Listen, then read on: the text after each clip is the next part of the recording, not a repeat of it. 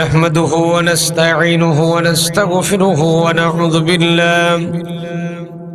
ونعوذ بالله من شرور أنفسنا ومن سيئات أعمالنا. من يهد الله فلا مضل له ومن يضلله فلا هادي له. ونشهد أن لا إله إلا الله وحده لا شريك له. ونشهد أن سيدنا وحبيبنا ومولانا محمدا عبده ورسوله الذي أرسله بالحق بشيرا ونذيرا وداعيا إلى الله بإذنه وسراجا منيرا. فقد قال الله تعالى في كلامه المجيد وفرقانه الحميد. زبان খুলে পড়েন আউযু বিল্লাহি মিনাশ শাইতানির রাজীম। বিসমিল্লাহির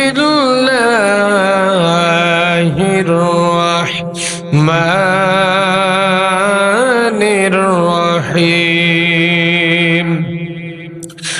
ولقد آتينا داود وسليمان علما وقال الحمد لله الذي فضلنا على كثير من عباده المؤمنين.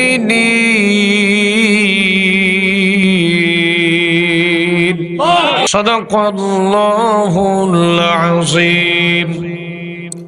وقال تعالى في شان رسول الله صلى الله عليه وسلم: إن الله وملائكته يصلون على النبي يا أيها الذين آمنوا صلوا عليه وسلموا تسليما. তুমি সাগরের বুকে দিলে কান্না, তুমি পাহাড়ের বুকে দিলে ঝর্ণা। তুমি সাগরের বুকে দিলে কান্না, তুমি পাহাড়ের বুকে দিলে ঝর্ণা। আজ নিশিরাতের ওই দূর নীলিমায় তুমি আলোর প্রদীপ খানি জ্বেলেছ। ওগো আল্লাহ, শুকর তোমার, আমারে যে মুসলিম করেছ। আল্লাহুম্মা সাল্লি আলা وعلى آل سيدنا. بلغ العلا بكماله كشف الدجى بجماله حسنت جميع خصاله صلوا عليه. سورة الصف بداري حكمتي لقمان ما قاری قرآن بری ای دل شادمان ما بلغ العلا بکماله کشف الدجى بجماله حسنت جميع خصاله صلوا عليه. मुझे कुछ मिले न मिले मोहम्मद मिले, या नूसैन जिसे अल्लाह मिले बलवन्नूला बिकमालिही कशफद्दुजा बिजमालिही हसनत जमीउ खिसालिही सल्लू अलैहि। আল্লাহ সুবহানাহু ওয়া তাআলার মহান দরবারে লাখো কোটি শুকরিয়া জ্ঞাপন করছে যে মহান মনিব প্রচন্ড শীত উপেক্ষা করে শুধুমাত্র একমাত্র তার কোরআনে কারীম থেকে আলোচনা শোনার লক্ষ্যে এই মজলিসে আপনাকে আমাকে পৌঁছে দিয়েছেন। সেজন্য করেছে আল্লাহ সুবহানাহু ওয়া তাআলার দরবারে খুশির সাথে পড়ছি আলহামদুলিল্লাহ। আওয়াজ দেখুন আলহামদুলিল্লাহ, আলহামদুলিল্লাহ, আলহামদুলিল্লাহ।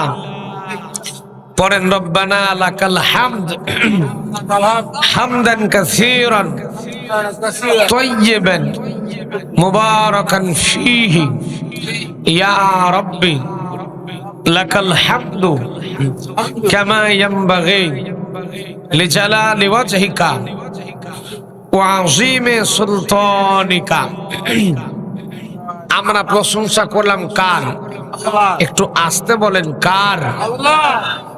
লাখো করে দুরূদ এবং সালাম করছে বিশ্ব মানবতার মুক্তির দূত, মানবতার বন্ধু মুহাম্মদুর রাসূলুল্লাহ বলেন সাল্লাল্লাহু আলাইহি ওয়াসাল্লাম, যেই নবীকে আমরা আমাদের জীবনের চাইতেও বেশি ভালোবাসি। ঠিক না? জোরে কোন ঠিক না?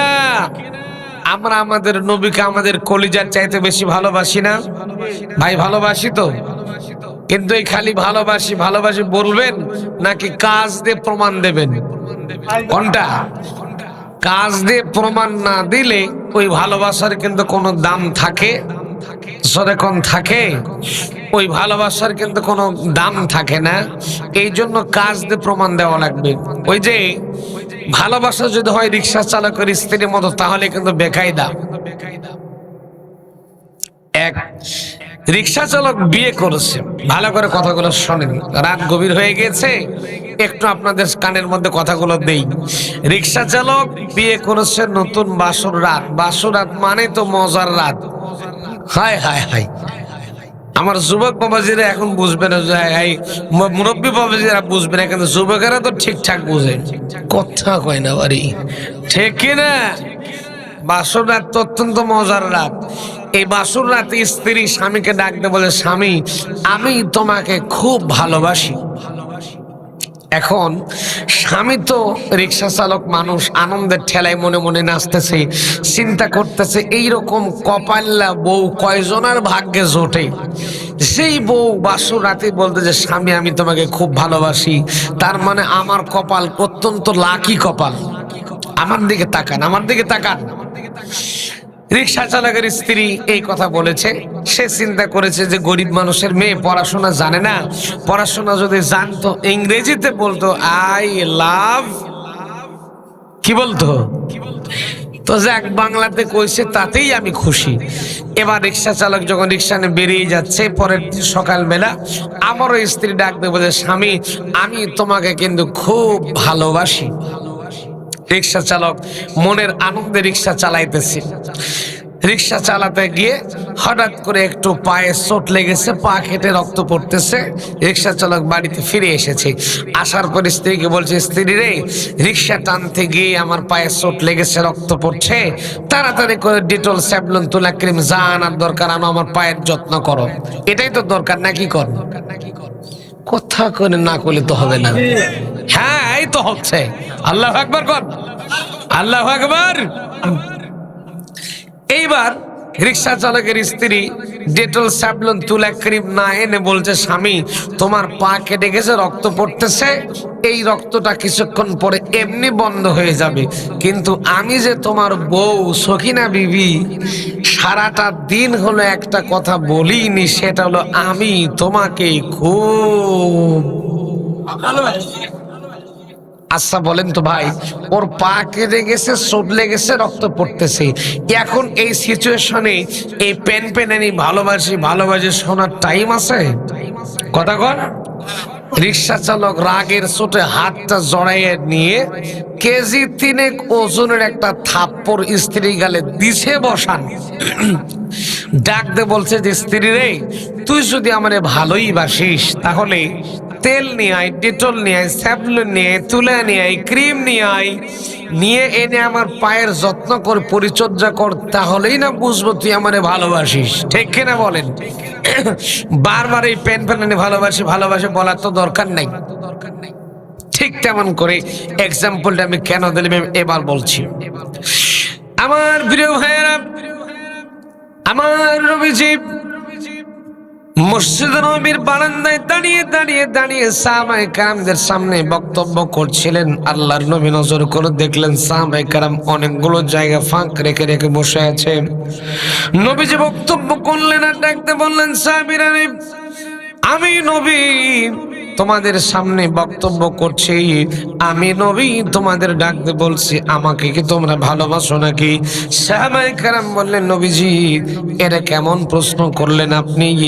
আমরা আপনাকে কেমন ভালোবাসি? তার মানে হলো যদি কখনো কোনোদিন আপনার জন্য আমাদের জীবনটা দেওয়া লাগে, আমরা আপনার জন্য আমাদের জীবন পর্যন্ত দিতে রাজি আছি। নবীজি বললেন, সাহাবীরা রে, যদি তোমরা আমাকে এমন ভালোবাসতে পারো, এমন ভালোবাসা দিতে পারো, তাহলে আমি নবী তোমাদেরকে ডাকতে বলছি, আমার কথাগুলো তোমরা শুনতে রাজি আছো নাকি? একটা বারের জন্য বলো।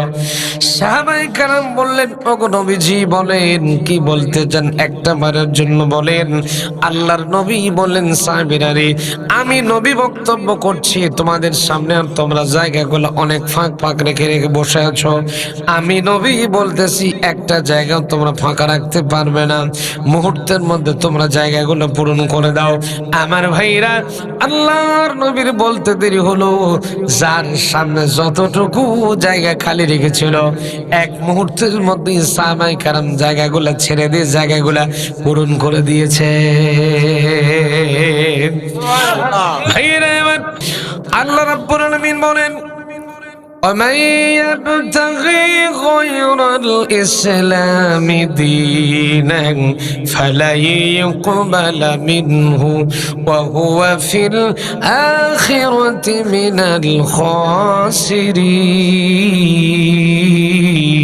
الخاسرين। হয় নাই ভাই? কোরআনে কারিমের যখন তেলাওয়াত শেষ হয়ে যাবে, গলার যা ভলিউম আছে ছেড়ে দিয়ে আল্লাহু আকবার বলতে হবে। রাজি আছেন না নাই? রাজি আছেন না নাই? হাত তুলে আল্লাহকে দেখায় দেন, নারে তাকবীর, নারে তাকবীর। আল্লাহ কবুল করুক, বলেন আমিন, বলেন আমিন।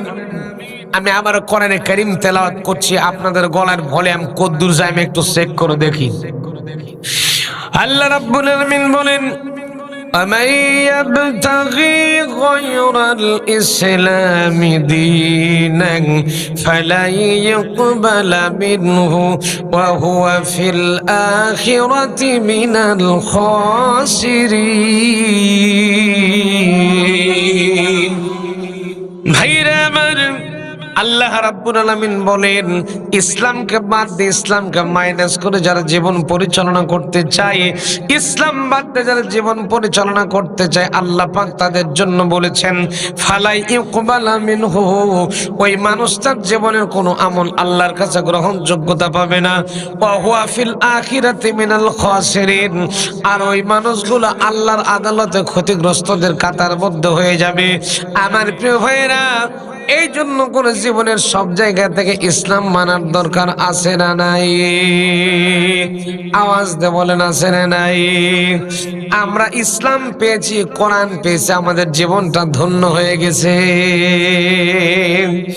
মহান আল্লাহ রাব্বুল আলামিন বলেন, কুল বিফাদলিল্লাহি ওয়া বিরাহমাতিহি ফাবিযালিকা ফালইফরাহু হুয়া খায়রুম মিম্মা ইয়াজমাউন।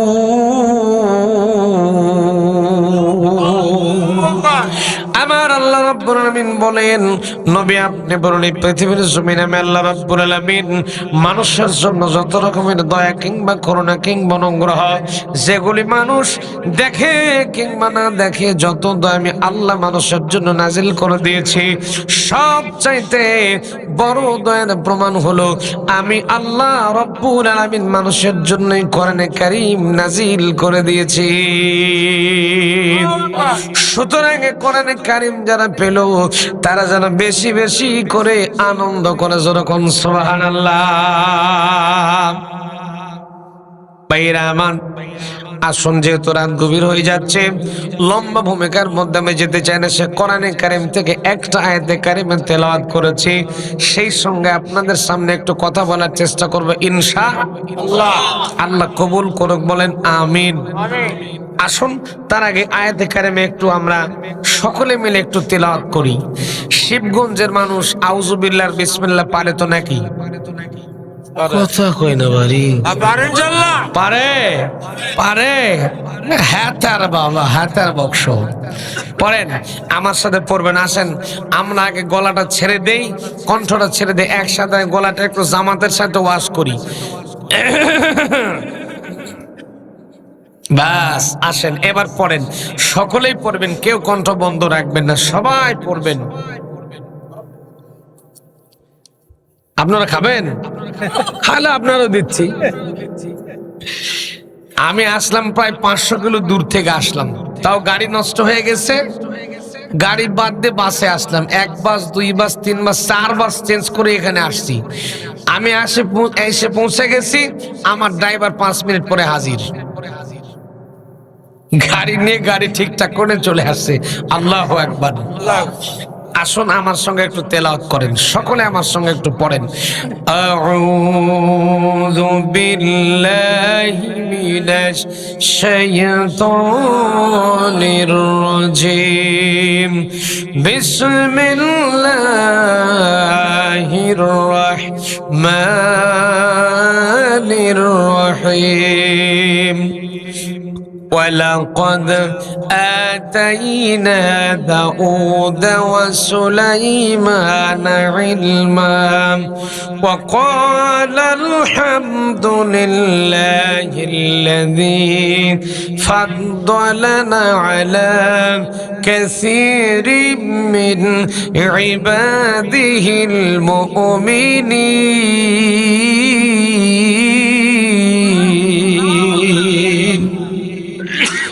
সাদাকাল্লাহুল আযীম।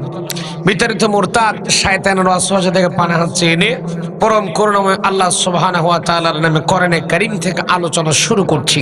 আমার প্রিয় ভাইরা, আমি আপনাদের সামনে তেলাওয়াত করেছি সূরার নাম হলো নমল। কি নাম? নমল শব্দের মানে হলো পিঁপড়া। দেখতে তো খুব বড় নাকি? হ্যাঁ, সাইজে ছোট, সূরাটা অনেক বড়। তো যাই হোক, সেদিকে আমি যাব না, কথা বলবো না ওদিকে। এই পিঁপড়ার 1 নম্বরের গুণ হলো পিঁপড়া তার নেতার নেতৃত্ব মেনে চলে। কেমন মানে একটু উদাহরণ দেই। দেখবেন যে পিঁপড়া লিডার থাকে, সে যেভাবে যায়, যে কায়দাতে যায়, যে ভাঁজ কায়দা মারে, পেছনের পিঁপড়াগুলা কিন্তু ঠিক ওই একই কায়দায় যাওয়ার চেষ্টা করে। এটা দেখেছেন আপনারা? তাহলে পিঁপড়ার 1 নম্বর গুণ হলো পিঁপড়ার নেতার নেতৃত্ব মেনে চলে। আল্লাহু আকবার। এখানে আমি এই আয়াতটা কেন পড়লাম, তার মানে হলো আমাদেরকে আল্লাহ কোরআনে সুন্দর করে জানিয়ে দিয়েছেন কেমন নেতার আমরা অনুসারী হব। আল্লাহু আকবার। কেমন নেতা আমাদের নেতৃত্ব দিবেন, কেমন নেতার নেতৃত্ব আমরা মেনে চলবো, এই কথা আল্লাহ জানায় দিয়েছেন এখানে। ওয়ালাকাদ আতাইনা দাউদ ওয়া সুলাইমান ইলমা। আমি আল্লাহ পাক বলছেন যে আমি দাউদ আর সুলাইমানকে আগে জ্ঞান দান করেছি। কি দিয়েছি? তারা আমার শুকরিয়া জ্ঞাপন করেছিল, তারা আমার শুকরিয়া নিয়ামত প্রাপ্ত বান্দাদের মধ্যে অন্তর্ভুক্ত হয়েছে। যেরকম সুবহানাল্লাহ বিহামদিহি। আমি আল্লাহ পাক তাদের জ্ঞান দিয়েছি। একটু ইতিহাসের পাতার দিকে চলেন, আমার দিকে তাকান, তাকান, তাকান, লক্ষ্য রাখেন। এই পৃথিবীতে আমি যে আলোচনাটা আনার চেষ্টা করছি, ইনশাআল্লাহ আমার মনে হয় আপনারা শোনেননি কখনো কোনোদিন। এই পৃথিবীতে 4 জন মানুষকে আল্লাহ তাআলা গোটা দুনিয়ার রাজত্ব বাদশাহী দান করেছিলেন। কয়জন? 4 জন। আমাদের মতোই ছোট্ট বাংলাদেশ না যে বাংলা লেখার পর দেশ লেখা লাগে ইন্ডিয়ার মতো। কথা হয় না? এই বাংলাদেশের মতো ছোট্ট একটা দেশ না। বর্তমান পৃথিবীতে দেশের সংখ্যা হলো প্রায় 228টার মতো দেশ দুনিয়াতে আছে। এই গোটা দুনিয়ার রাজত্ব বাদশাহী আল্লাহ দিয়েছিলেন কয়টা মানুষকে ভাই? 7টা মানুষকে আল্লাহ রাজত্ব দিয়েছিলেন। 2জন ছিলেন মুসলমানদের ভেতর থেকে আর 2জন ছিলেন কাফেরদের ভেতর থেকে। যে 2জন মুসলমানদের ছিলেন, একজন ছিলেন নবী হযরত সুলাইমান আলাইহিস সালাম, আর একজন ছিলেন বাদশাহ জুলকারনাইন। আর কাফেরদের মধ্যে যে 2জন ছিলেন, একজন ছিলেন শয়তানের কলিজার টুকরা, নয়নের মণি, মাথার ঘিলু, মিস্টার নমরুদ মিয়া, নাম শুনছেন? আর একটা ছিল বক্তে নাসার। এই টোটালি 7জনকে আল্লাহ পাক গোটা দুনিয়ার রাজত্ব দান করেছিলেন। তো যাই হোক, সেদিকে আমি যাচ্ছি না। আল্লাহ পাক এখানে জানাচ্ছেন যে আমি দাউদ আর সুলাইমানকে ইলম দিয়েছি। দাউদ আর সুলাইমান ছিল বাপ আর বেটা, বাপ বেটা 2জনকেই আমি ইলম দিয়েছি, 2জনকে বাদশাহী দিয়েছি, রাজত্ব দিয়েছে। যখন আল্লাহু আকবার, আল্লাহু আকবার। সম্মানিত ভাইরা আমার, আল্লাহ রাব্বুল আলামিন বলেন, ওয়ালাকাদ আতাইনা দাউদা সুলাইমানা ইলমা। আমি আল্লাহ পাক দাউদ আর সুলাইমানকে আগে ইলম দিয়েছি, আগে জ্ঞান দান করেছি।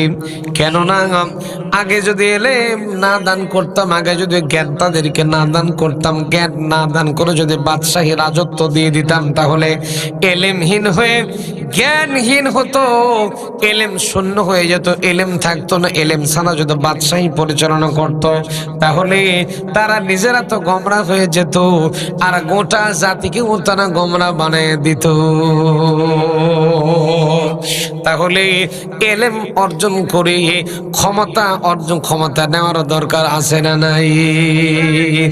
ইলমবিহীন নেতা কখনো নির্বাচন করা যাবে? শিক্ষা দিয়েছেন আমার আল্লাহ পাক।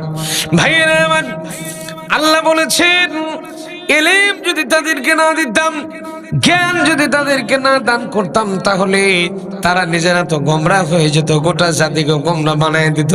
তার মানে হলো, মূর্খ যদি কোনো নেতা হয়, ইলমবিহীন যদি কোনো নেতা যদি ক্ষমতার চেয়ারে বসে মসনদে যদি বসে পড়ে, মূর্খ যদি হয়ে যায়, ইলমহীন যদি হয়ে যায়, জ্ঞানহীন হওয়ার পরে যদি ক্ষমতার চেয়ারে বসে, তাহলে সে নিজে গোমরা হয়ে যায় আর গোটা জাতিকেও সে গোমরা বানায় দেয়। ভাইরা, ইলম বলতে আমি বুঝাচ্ছিলাম আল্লাহর কোরআনের ইলম।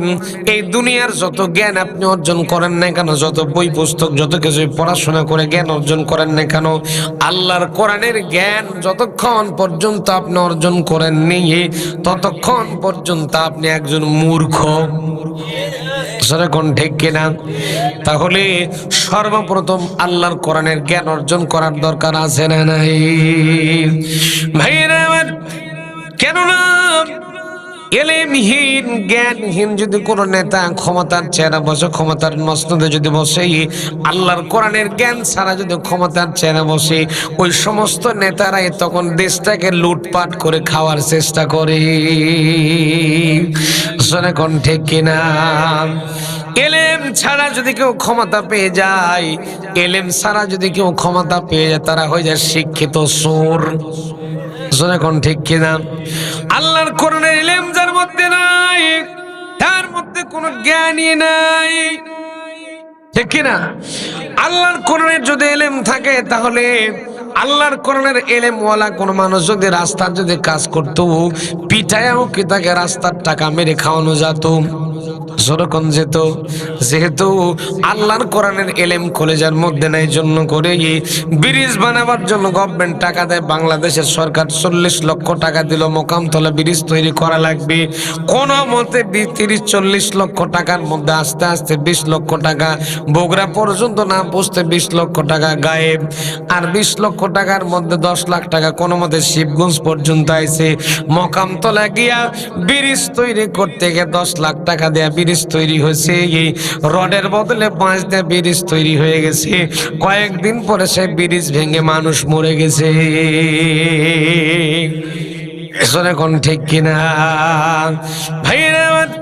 আর যদি এলেম সম্পূর্ণ জ্ঞান সম্পন্ন মানুষ যদি ক্ষমতা লাভ করত, ওই দায়িত্ব যদি আল্লাহর কোরআনওয়ালা কোন মানুষের কাঁধের উপর দেওয়া হতো, পিটানোর পরেও তাকে রাস্তার টাকা, জনগণের টাকা তার পেটের মধ্যে ঢুকানো যেত না। তাহলে আল্লাহর কোরআনের অর্জন করে এলেম অর্জন করার দরকার আছে না নাই? সম্মানিত ভাইরা আমার, আমি আপনাদেরকে আল্লাহর কোরআন সামনে নিয়ে বলতেছি, আল্লাহ পাক আগে দিয়েছেন এলেম। হযরত দাউদ আলাইহিস সালামকে আল্লাহ প্রথমে দিয়েছিলেন এলেম, জ্ঞান। কি দিয়েছেন? যখন কি দিয়েছেন? আল্লাহ পাক কেমন জ্ঞান দিয়েছিলেন? ছোট্ট একটা ঘটনা না বললে পারি না, আপনাদের সামনে একটু উপস্থাপন করার চেষ্টা করছি আমার ভাইরা, আমার প্রিয় ভাইরা। সেই যুগে আমালেকা জাতির সাথে মুসলমানদের মধ্যে একটা যুদ্ধ হয়েছিল। ওই যুদ্ধ যখন পরিচালনা হয়েছিল, তখন আল্লাহর নবী হযরত দাউদ আলাইহিস সালামের বয়স ছিল মাত্র 8 বছর। কয় বছর? জোরে কোন, কয় বছর? আরেকটু জোরে হলো না রে ভাইয়েরা আমার। 8 বছর বয়স যখন, দাউদ নবীর বয়স যখন 8 বছর, আমালেকা জাতি তারা ছিল কাফেরের বাচ্চা। এই আমালেকা কাফেরদের সাথে মুসলমানদের একটা যুদ্ধ হয়েছিল। দাউদ নবীর বাপের নাম ছিল ইসি ইবনে আওবান। এই ইসি ইবনে আওবান বয়স্ক মানুষ হয়েছিলেন। তিনি দাউদ আলাইহিস সালামকে বললেন, বাবা তুমি যুদ্ধ দেখার জন্য যাও। কি যুদ্ধ হয়েছিল সেই ইতিহাসের পাতার মধ্যে একটু যাওয়া লাগবে। আমার ভাইয়েরা, আপনারা কি আল্লাহর নবী হযরত মুসা আলাইহিস সালামের নাম শুনেছেন? শুনেননি? শুনেছেন? কি দামি নবী ছিলেন! আল্লাহু আকবার। গরম নবী না নরম নবী? গরম না নরম? কেমন গরম ছিলেন একটা কথা বলে আমি আবার আলোচনায় আসতেছি। আলোচনা কিন্তু এইটা ওইটা না, মুসা আলাইহিস সালামের আলোচনা না। আমি জাস্ট একটু শিক্ষা দেওয়ার জন্য মুসা আলাইহিস সালামের জীবন থেকে কয়েকটা ঘটনা টেনে এনে আবার আলোচনায় ব্যাক করবো ইনশাআল্লাহ। জোরে কোন আল্লাহু আকবার। আমার কথাগুলো কি বোঝা যায় ভাই? কষ্ট হচ্ছে না তো? আল্লাহ কবুল করুক, বলেন আমিন আমিন। কেমন গরম নবী ছিলেন! মুসা আলাইহিস সালাম যখন রাগ করতেন চোখগুলো লাল হয়ে যেত। আর যে পাগড়ি পরে থাকতেন, মাথার পাগড়ি ফেটে গিয়ে চুলগুলো খাড়া হয়ে মাথা থেকে দাঁড়িয়ে যেত। না না না, থাক, কালকে সকাল 9:31 পরে বাড়িতে গিয়ে বউয়ের কানের কাছে গিয়ে বলবেন সুবহানাল্লাহ। এমন ভাব করতেছেন আপনারা যে সুবহানাল্লাহ পড়লে বুঝি গুনাহ হওয়ার চান্স আছে। গুনাহ হওয়ার চান্স আছে। চিল্লা এখন আল্লাহু আকবার।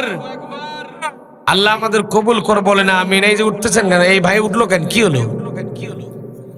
ও 1-2 মাশাআল্লাহ। যাই হোক, 1-2 সাড়ে আবার বাড়ি আবার ফিরে আসেন ভাই। আবার 3 নম্বর দিতে যান, যায় না। 3 নম্বর বোঝেন? বিড়ি টানা। যাই হোক, সে দেখে আমি বলবো না। আমার ভাইরা, মুসা আলাইহিস সালামের একটা কথা না বললে পারছে না। সেটা হলো, মুসা আলাইহিস সালাম জীবনে 3টা থাপ্পড় মেরেছিলেন, 3টা সর দিয়েছিলেন। 3টাই ছিল ফাইনাল খেলা। আমি কি বলবো না বাদ দেব? 3টাই ছিল ফাইনাল খেলা। একটা সর মেরেছিলেন মিস্টার ফেরাউনকে। ফেরাউনের নাম শুনেছেন? কি মাতব্বর ছিল আইরে ফেরাউন! মাতব্বর মানে কি? 400 বছরের বেশি সে রাজত্ব ক্ষমতা দখল করে রেখেছিল। গায়ের জোরে জবরদখল করে এই পৃথিবীতে সর্বপ্রথম অবৈধ সরকার গঠন করেছিল ফেরাউন। কে করেছিল? ভাইয়েরা আমার, আজও পৃথিবীর বুকে অনেক দেশে দেখা যায় অবৈধভাবে ফেরাউন মার্কা স্টাইলে অনেক সরকার দেশ পরিচালনা করে। যদিও আমাদের বাংলাদেশ সেই তালিকার মধ্যে নাই। না না, ও কোথেকে মার খামো ভাইয়েরা আমার। ফেরাউন কিন্তু জবরদখল করে দেশ পরিচালনা করেছিল। ফেরাউন ছিল সন্ত্রাসী। আল্লাহ কোরআনে ফেরাউন সম্পর্কে বলেছেন, ইন্নাহু কানা মিনাল মুফসিদিন।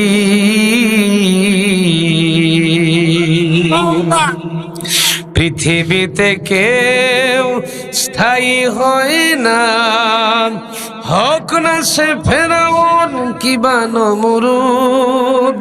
কেউ ভবে চিরকাল রয় না,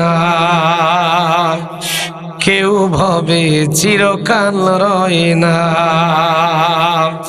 পৃথিবীতে কেউ স্থায়ী হয় না, হোক না সে ফেরাউন কিবা নমরুদ, কেউ ভবে চিরকাল রয় না, কেউ ভবে চিরকাল রয় না। চলে যাই সব ছেড়ে যেতে হয়, মৃত্যু মানে না কোনো পরিচয়। সব রাজা মহারাজা আর মহাবীর, সব রাজা মহারাজা আর মহাবীর, কাউকে সে অবকাশ দেয় না। পৃথিবীতে কেউ স্থায়ী হয় না, হোক না সে ফেরাউন কিবা নমরুদ, কেউ ভবে চিরকাল রয় না। ভাইরা আমার, যারা ফেরাউন মার্কার চরিত্র গঠন করবে আমার ভাইরা, ফেরাউন পৃথিবীর জমিন ছেড়ে চলে গেছে, আজও পৃথিবীর বুকে কিন্তু ফেরাউনের উত্তরসূরিরা রয়ে গেছে। পৃথিবীর বুকে আল্লাহ পাক যে ফেরাউনকে দুনিয়ার জমিন থেকে পানিতে চোবাইতে চোবাইতে আল্লাহ পাক দুনিয়া থেকে ফেরাউনকে বিদায় করে দিয়েছিলেন, ওই আল্লাহ আজও দুনিয়াতে আছে বলে আপনাদের মনে হয়? কথা কন না কেন? যে আল্লাহ ফেরাউনকে দুনিয়া থেকে বিদায় করে দিয়েছিলেন, এমনও সময় আসতে পারে ওই আল্লাহ পাক পৃথিবীর যে সমস্ত জালেম শাসক ফেরাউন মার্কার চরিত্র গঠন করেছে, ওই আল্লাহ রাব্বুল আলামিন চাইলে এই সমস্ত জালেম নামক ফেরাউন নামক জালেমদেরকে পানিতে চুবাইতে চুবাই আল্লাহ দুনিয়া থেকে বিদায় করে দিতে পারে। ভাইয়েরা আমার, ফেরাউন আর মুসা আলাইহিস সালামের কাহিনী কিন্তু আমি বলতে চাই না। সে কথা বলছিলাম, মুসা নবী জীবনে 3টা থাপ্পড় মেরেছিলেন, 3টা ফাইনাল খেলা। একটা থাপ্পড় মারছিল ফেরাউনকে। ফেরাউন যখন মুসা আলাইহিস সালাম যখন দুধের বাচ্চা ছিল, যখন ছোট্ট মানুষ ছিল, ঠিক তখন ফেরাউন আল্লাহর নবী হযরত মুসা আলাইহিস সালামকে একটু চুমা খাওয়ার জন্য মুখটা সামনে এগিয়ে নিয়ে গেছে। মুসা নবী ডান হাত দিয়া এমন জোরে একটা থাপ্পড় মারছে, এক থাপ্পড়ে ফেরাউন কয়েক ঘন্টা বেহুশ।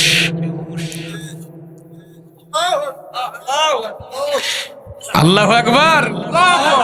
ফেরাউনের যখন তাফসীর ইবনে কাসির এসেছে যে ফেরাউনের যখন জ্ঞান ফিরেছে, জ্ঞান ফিরে পাওয়ার পরে ফেরাউন তার স্ত্রী আসিয়াকে ডাকতে বলছে, আসিয়া রে, এই যে পিচ্চি আমার যে সর মারছে, এক সরে আমার মনে হলো যে গোটা মিশরের সব পাহাড় পর্বত গুলা বুঝে আমার গালের মধ্যে এসে লাগছে।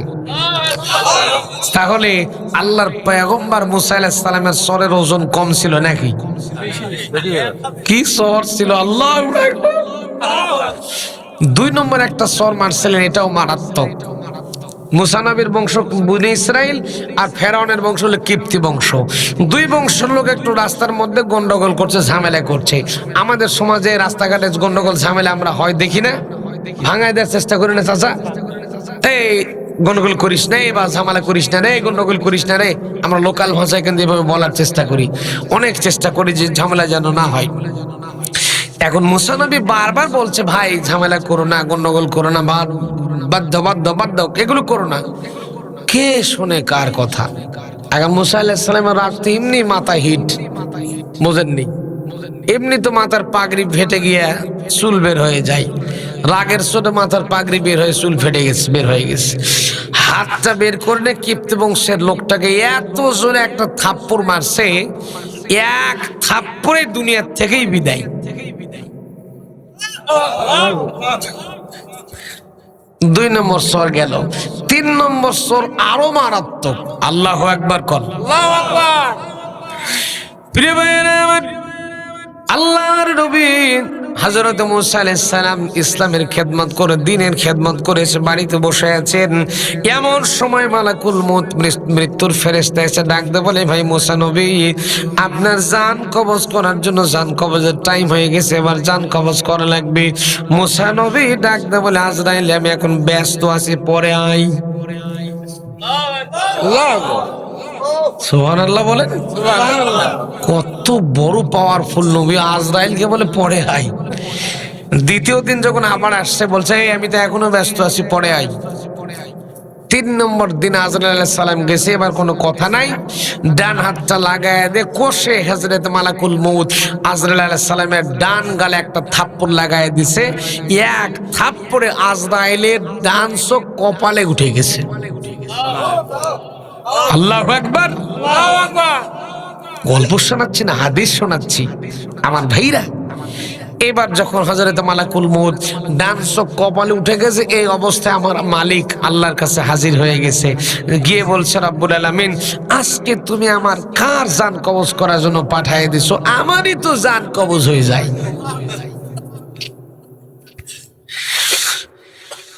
আমার ভাইরা, আল্লাহ রাব্বুল আলামিন বলেন, মুসা নবীর জান কবজ করার জন্য তুমি গিয়েছিলে, আমার পয়গম্বর মুসা নবীর জান কবজ করার জন্য তোমাকে পাঠিয়ে দেওয়া হয়েছিল। ভাইরা আমার, মালাকুল মউত আজরাইল ডাকতে বলল, রব্বুল আলামিন, সারা দুনিয়ার সব মানুষের জান কবজের দায়িত্ব তুমি আমাকে দিয়েছো, সেটা ঠিক আছে আল্লাহ, সব গ্রহণ করে নিয়েছি, কিন্তু রব্বুল আলামিন তোমার কাছে একটা প্রার্থনা জানিয়ে দিচ্ছি, তোমার নবী মুসা নবীর জান কবজের দায়িত্ব তুমি আমাকে আর দিও না। সুবহানাল্লাহ, সুবহানাল্লাহ। আল্লাহ পাক জানিয়ে দিলেন, আজরাইল রে, তুমিও যাও, তারাও চলে যাবে, তোমার সঙ্গে আমি আরো 2 জন ফেরেশতা তোমার সঙ্গে নিযুক্ত করে দিলাম, একজন জিবরাইল আর একজন মিকাইলকে পাঠিয়ে দিলাম। তোমরা 3 জন ফেরেশতা মিলে জান কবজ করার জন্য যাবে, মুসা নবীর জান কবজ করার জন্য তোমরা যাবা। ভাইয়েরা, 3 জন ফেরেশতা মিলে আল্লাহর নবী হযরত মুসা আলাইহিস সালামের জান কবজ করার জন্য তারা চলে এসেছেন দুনিয়ার জমিনে। আসার পরে যুবকের চেহারা সুরত ধারণ করে তারা একটা পাহাড়ের পাশে একটা কবর খনন করছিলেন, একটা কবর খুঁড়তেছিলেন। জিবরাইল, আমিন, আজরাইল আর মিকাইল 3 জন মিলে একটা কবর খুঁড়তেছে পাহাড়ের পাশে, একটা পাহাড়ের পাদদেশে। আর ওই রাস্তা দিয়ে আল্লাহর নবী হযরত মুসা আলাইহিস সালাম লাঠির উপরে ভর দিয়ে ঠক ঠক ঠক ঠক করে আসতেছিলেন। হযরত আজরাইল নজর করে দেখছেন আল্লাহর নবী হযরত মুসা আলাইহিস সালাম লাঠির উপর ভর দিয়ে আসতেছে। আল্লাহকে ডাক দিয়ে বলেন, রব্বুল আলামিন, আমাদেরকে যে রাস্তার উপরে যেই জায়গাতে কবর খুঁড়তে পাঠিয়ে দিয়েছো, ওই একই রাস্তা দিয়ে মুসা নবীকে পাঠানোর দরকারটা কি? প্রিয় ভাইরা আমার, বিরক্ত হচ্ছেন না তো? প্রিয় ভাইরা আমার, মুসা আলাইহিস সালাম কাছে এলেন। আসার পরে যুবকদের চিনতে পারলেন না, ফেরেশতাদের তিনি চিনতে পারলেন না, যেহেতু ফেরেশতারা যুবকদের মতো চেহারা সুরত ধারণ করে তারা কবর খুঁড়তেছিলেন। আল্লাহর নবী হযরত মুসা আলাইহিস সালাম তাদেরকে সালাম কালাম কমপ্লিট করলেন, সালাম কালাম পেশ করলেন। এবার সালাম কালাম যখন হয়ে গেল, ডাকতে বলতেছেন, ভাই কে মারা গেল? আমি তো জানলাম না, আমি হলাম এই জামানার নবী, আমার নাম হলো হযরত মুসা। আজরাইল আলাইহিস সালাম ডাকতে বলেন, ভাই মুসা, কে যে মরে গেছে আমরাও জানি না, আমাদের মালিক জানে।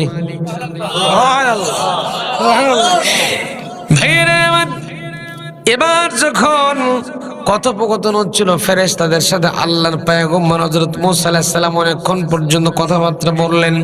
বলার এক পর্যায়ে ডাকতে বললেন, ভাই ও যুবক ভাইরা, লাশটা কখন আসবে একটা বারের জন্য বলে দাও। আজরাইল আলাইহিস সালাম মালাকুল মউত ডাকতে বলে, ভাই মুসা রে, লাশ কখন আসবে আমরা সেটাও জানি না, আপনি যে এদিকে এসেছেন, যে কামে যাইতেছেন সেই দিকে আপনি যান তো ভাই, আর ভালো লাগতেছে না, যান। এখন মুসা আলাইহিস সালাম ডাকতে বলে, ভাই আজরাইল, ভাই যুবক রে, আমার বর্তমানে কোনো কাজ কাম নাই, আমি একজন ফ্রি মানুষ হয়ে বসে আছি, লাশ আসবে মাটি দেবো তারপরে যাবো। ভাইয়েরা আমার, কি মজার আলোচনা, লক্ষ্য করে দেখুন ভাইয়েরা আমার। এবার যখন কবর খনন করা যখন কমপ্লিট হয়ে গেছে, আল্লাহর পয়গম্বর মুসা আলাইহিস সালাম নজর করে দেখছেন কবরের ভিতর থেকে এক প্রকার নূর চমকাচ্ছে, জান্নাতে এক প্রকার নূর চমকাইতেছে। মুসা নবী যেহেতু তিনি নবী ছিলেন, নজর করে দেখলেন জান্নাতে একটা নূর কবরের মধ্যে থেকে চমকাইতেছে। মুসা নবী সঙ্গে সঙ্গে ডাক দিয়ে বললেন, ও ভাই যুবকেরা, তোমরা যদি একটা বারের জন্য আমাকে অনুমতি দিতে, যদি পারমিশন দিতে, তাহলে আমি নবী মুসা কবরের মধ্যে একটু শুয়ে পড়ে দেখতে চাইতাম কেমন লাগে। আজরাইল ডাক দিয়ে বলে, ভাই মুসা রে, পারমিশন লাগবে না, তাড়াতাড়ি ঢোকেন। ভাইয়েরা আমার, আল্লাহর নবী হযরত মুসা আলাইহিস সালাম যখন কবরের ভিতরে ঢুকে গেছেন, ভাইয়েরা আমার, মুসা নবী যখন কবরের ভিতরে চলে গেলেন, এবার আল্লাহ রাব্বুল আলামিন মালাকুল মউত আজরাইলকে নির্দেশনা প্রদান করলেন, তুমি চলে যাও, তাড়াতাড়ি করে দুনিয়ার জমিনে চলে যাবা। দুনিয়াতে যাওয়ার পরে জান্নাতের ভিতর থেকে একটা রুমাল নিয়ে যাও, আর জিবরাইলকে বললেন জান্নাতের মধ্য থেকে একটা চাদর নিয়ে চলে যাও। ভাইরা আমার, হাদিস শরীফের ভিতরে এসেছে, হযরত মালাকুল মউত আজরাইল আলাইহিস সালাম জান্নাতে একটা রুমাল এনে মুসা নবীর মাথা থেকে নাভি পর্যন্ত ঢেকে দিলেন। জিবরাইল আমিন নাভি থেকে পা পর্যন্ত আল্লাহর নবী হযরত মুসা আলাইহিস সালামের দেহটা আবৃত করে দিলেন। এবার যখন জান্নাতের কবর, নূর চমকানো কবর, জান্নাতের রুমাল, জান্নাতি চাদর, গোটা শরীরটা মুসা আলাইহিস সালামের গোটা শরীরটা জান্নাতময় হয়ে গেছে। আল্লাহর নবী হযরত মুসা আলাইহিস সালাম কবরের মধ্য থেকে আল্লাহর কাছে দোয়া করে বলছেন, রব্বুল আলামিন, আয় আল্লাহ তাআলা, আমি তোমার নবী মুসা একটা বারের জন্য যে কবরের মধ্যে ঢুকে পড়েছি, আল্লাহ আর এই কবরের মধ্য থেকে বের হতে চাই না, মেহেরবানি করে এখানে তুমি আজরাইলকে পাঠিয়ে দিয়া আমি মুসা নবী আমার জানটা কবজ করে তোমার কাছে নিয়ে যাও। ভাইরা আমার, জান কবজ হয়ে গেছে। আমি মুসা আলাইহিস সালামের জীবন থেকে কেন কথা বলছি, এই আলোচনার সাথে আলোচনাটা একটু সম্পৃক্ততা আছে, এই জন্য বলছি। ভাইরা আমার, কান খুলেন, গভীর মনোযোগ দেওয়া লাগবে, একটু বোঝার জন্য, কথাগুলো একটু বোঝার জন্য লক্ষ্য রাখা লাগবে। আল্লাহর নবী হযরত মুসা আলাইহিস সালামের উম্মত ছিল বনী ইসরাইল। এই মুসা নবীর উম্মত কিন্তু দুনিয়ার মধ্যে সবচেয়ে বাঁকা উম্মত ছিল। এরা টেরা বাঁকা বেশি, সোজা না। কথা বুঝাতে পারছি? বাঁকা উম্মত ছিল। আল্লাহর নবী মুসা আলাইহিস সালাম যখন কবরের মধ্যে চলে যাবেন, আল্লাহর নবী হযরত মুসা আলাইহিস সালাম উম্মতদেরকে একত্র করলেন, এক জায়গায় ডাক দিলেন, মুসলমানদেরকে এক জায়গাতে একত্র করলেন। একত্র করার পরে ডাক দিলেন, আর মুসলমানদের হাতের মধ্যে একটা তাবুতে সাকিনা, শান্তির বাক্স উঠিয়ে দিলেন। এই তাবুতে সাকিনা, যেটাকে বাংলায় বলা হচ্ছে শান্তির বাক্স, এই বাক্সটার ভিতরে ছিল আল্লাহ নবী হযরত মুসা আলাইহিস সালামের হাতের আংটি, একটা লাঠি, পরিহিত কয়েকটা কাপড় চোপড় শান্তির বাক্সটার মধ্যে ছিল। আল্লাহর নবী হযরত মুসা আলাইহিস সালাম এই বাক্সটা মুসলমানদেরকে দিলেন। মুসলমানদেরকে দেওয়ার পরে বললেন, এই বাক্সটা তোমরা ভালো করে সংরক্ষণ করে হেফাজত করে রাখবা। আর আমি নবী মুসা তোমাদেরকে জানাই দিতেছি, আমি নবী মুসা আলাইহিস সালাম যখন কবরের মধ্যে চলে যাব, তোমরা যেন কেউ ভাগ হয়ে না যাও। মুসলমান এক জায়গায় থাকবা, কেউ কারো শত্রুতা, হিংসা, বিদ্বেষ এগুলো পোষণ করবো না। মুসলমান ভাই ভাইয়ের মতো আচরণ করে থাকবা, কেউ কারো থেকে পার্থক্য হয়ে যায় না। এই কথা বলে শান্তির বাক্সটা মুসলমানদেরকে দিয়ে আল্লাহর নবী হযরত মুসা আলাইহিস সালামের পর্ব শেষ, তিনি কবরে চলে গেছেন। ভাইয়েরা আমার, মুসলমানদের মাঝে ঠেলাঠেলি আছে না নাই? জোরে কোন আছে না নাই? এক মুসলমান আর এক মুসলমানকে আমরা সহ্য করতে পারি না। যদি কি একটু ভালো খায়, ভালো পরে, ভালো গাড়ির চড়ে ঘুরে গিয়ে চিন্তা করে উমুকের বেটা এত কি হয়ে গেছে রে, মনে মনে মুখে না বলতে পারলেও মনে মনে কিন্তু আমরা হিংসা ঠিকই করি। আপনারা করেন না? শিবগঞ্জের মানুষ খুব ভালো মানুষ। ভাইয়েরা মুসলমানেরা, সেই যুগে মুসলমান মুসলমানদের সহ্য করতে পারছিল না। মুসলমান এক জায়গায় ঠিক মতো থাকতে পারলো না। মুসলমানদের মধ্যে ঝামেলা তৈরি হইলে ঠিকঠাক মতো চলতে পারলো না। এক পর্যায়ে মুসলমানরা বিভিন্ন জায়গায় এক একজন ভাগ হয়ে চলে গেল। একজন মুসলমান আর একজন মুসলমানকে সহ্য করতে না পারার কারণে বিভিন্ন মুসলমান বিভিন্ন জায়গায় চলে গেছে। আর এই সুযোগে যেহেতু মুসলমানরা এক জায়গায় একত্র থাকতে পারলো না, এই জন্য করে আমার আল্লাহ রাব্বুল আলামিন মুসলমানদেরকে একটু টাইট দেওয়ার জন্য, মুসলমানদেরকে একটু সাইজ করার জন্য আল্লাহ পাক মুসলমানদের উপরে জালেম বাদশা জালুতকে আল্লাহ মুসলমানদের উপর চাপিয়ে দিয়েছেন। ভাইয়েরা আমার, ইতিহাসের পাতা, ইতিহাস পর্যালোচনা করলে যেটা দেখা যায় সেটা হলো, যখন মুসলমান যখন ঠিকঠাক মতো এক জায়গায় থাকতে পারে না, তখন ওই সমস্ত ওই দেশের মুসলমানদেরকে একটু টাইট দেওয়ার জন্য, ওই দেশের মুসলমানদেরকে একটু সাইজ করার জন্য মাঝে মাঝে আল্লাহ রাব্বুল আলামিন জালেম বাদশা মুসলমানদের মাথার উপরে আল্লাহ নিজেই চাপায়া দেয়।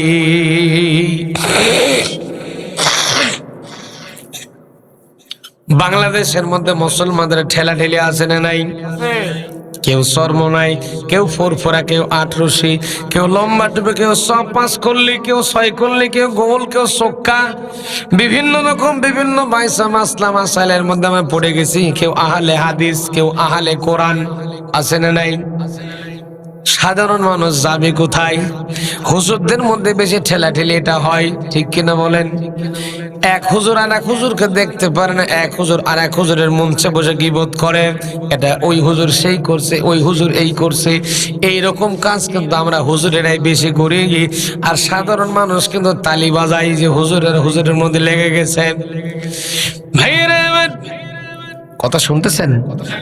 ভাইয়েরা আমার, মুসলমানদেরকে টাইট দেওয়ার জন্য, মুসলমানদেরকে সাইজ করার জন্য আমার মালিক আল্লাহ রাব্বুল আলামিন মাঝে মাঝে এরকম জালেম শাসক আল্লাহ, ঠিক সেই যুগে মুসলমানকে যখন দেখতে পারলো না, সহ্য করতে পারলো না, আমার আল্লাহ রাব্বুল আলামিন মুসলমানদেরকে টাইট দেওয়ার জন্য, মুসলমানদেরকে সাইজ করার জন্য জালেম বাদশা জালুতকে আল্লাহ মুসলমানদের উপর চাপিয়ে দিল। তখন এই জালেম বাদশা জালুত নামক বাদশা মুসলমানদেরকে এসে মুসলমানদেরকে নির্যাতন করতে লাগলো, মারতে লাগলো, অত্যাচার করতে লাগলো, বিভিন্ন রকম নির্যাতন নিপীড়ন অত্যাচার করতে লাগলো। এক পর্যায়ে মুসলমানদের কাছ থেকে মুসা নবীর যে শান্তির বাক্সটা ছিল, এই শান্তির বাক্সটা মুসলমানদের কাছ থেকে কেড়ে নিয়ে জালেম বাদশা জালুত তার দেশের বাড়িতে চলে গেছে।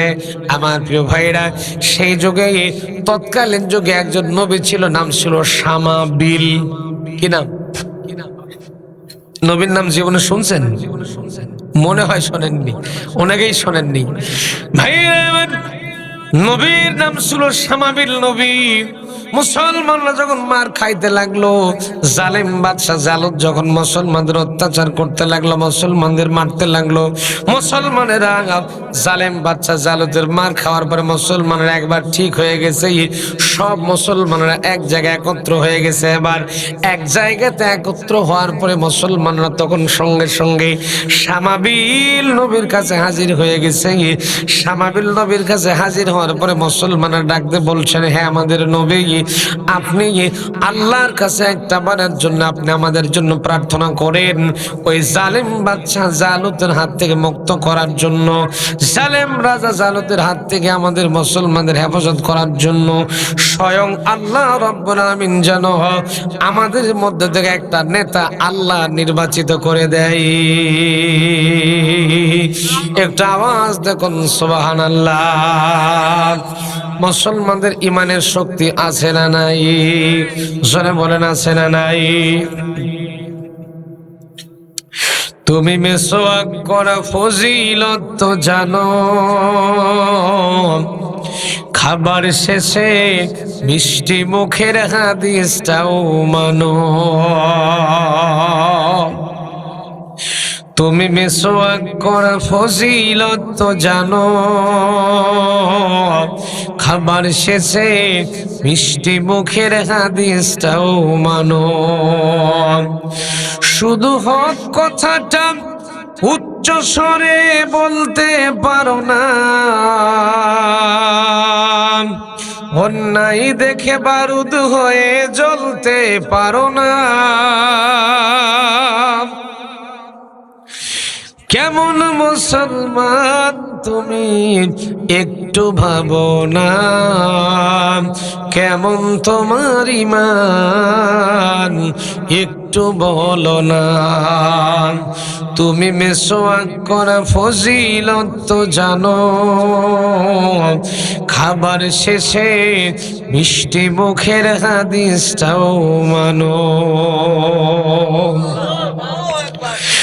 তুমি যেই কালিমার দাওয়াত দিলে বুকেতে নাই তুলে, দেখো সেই কালিমার দাওয়াত দিয়ে কত জন আজ জেলে। তুমি যেই কোরআনের ওয়াজ করলে হাদিয়া তোহফা মেলে, দেখো সেই কোরআনের ব্যাখ্যা লিখে কেউ ফাঁসিতে ঝুলে। তুমি দুনিয়ার মোহে জীবনের মায়া ছাড়তে পারো না, প্রভুর রাহে প্রাণ বিলিয়ে দিতে জানো না। কেমন মুসলমান তুমি একটু ভাবো না, কেমন তোমার ঈমান একটু বলো না। যারা দিবস জামিন ঝাইলরি যায় দিন কায়েমের তরে, তুমি তাদের কেউ জঙ্গি বলো বাতিলের শুরু ধরে। ফতোয়া দিয়ে উম্মার মাঝে বিভক্তি শুধু বাড়াও, নিজেকেই ভাবো হক বাকিরা ভুলেই নীতিটাই ছড়াও। তুমি ভাঙনের খেলা খেলতে জানো, গড়তে জানো না, প্রভুর রজ্জু আঁকড়ে ধরে থাকতে জানো না। কেমন মুসলমান তুমি একটু ভাবো না, কেমন তোমার ঈমান একটু বলো না। তুমি মেসওয়াক করা ফজিলত তো জানো, খাবার শেষে মিষ্টি মুখের হাদিসটাও মানো।